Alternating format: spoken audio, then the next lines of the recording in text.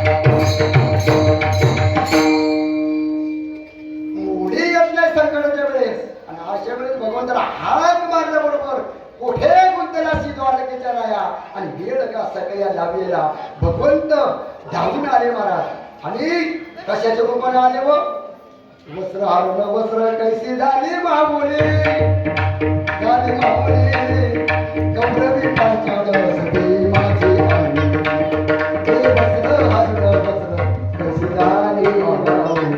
हे मला वस्त्रातून धारण करावं लागलं. आणि वस्त्र झाला, आणि वस्त्र झाल्यानंतर ते दुसऱ्या